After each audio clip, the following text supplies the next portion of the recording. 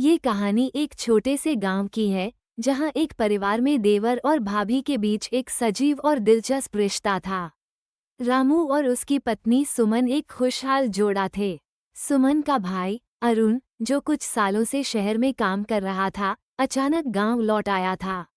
उसके वापस आने से घर में उत्सव जैसा माहौल था, लेकिन धीरे धीरे अरुण और सुमन के छोटे भाई रामू के बीच एक नई स्थिति उत्पन्न होने लगी। अरुण जब गांव में आया तो सुमन और रामू का ध्यान उसकी जरूरतों और इच्छाओं पर ज्यादा केंद्रित हो गया।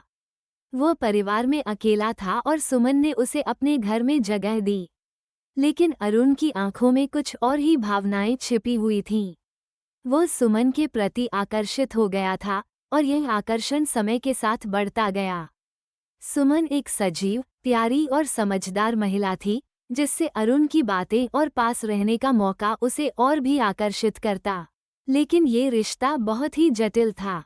सुमन को भी अरुण के व्यवहार में बदलाव महसूस हुआ।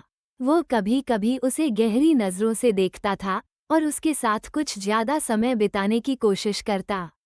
सुमन को अपनी स्थिति का एहसास हुआ और उसने इस रिश्ते को संभालने के लिए सोच समझकर कदम उठाए। एक दिन सुमन ने अरुण को अकेले में बुलाकर उसे समझाया कि वो उसकी बहन है और उसे एक सीमित सीमा के भीतर ही व्यवहार करना चाहिए।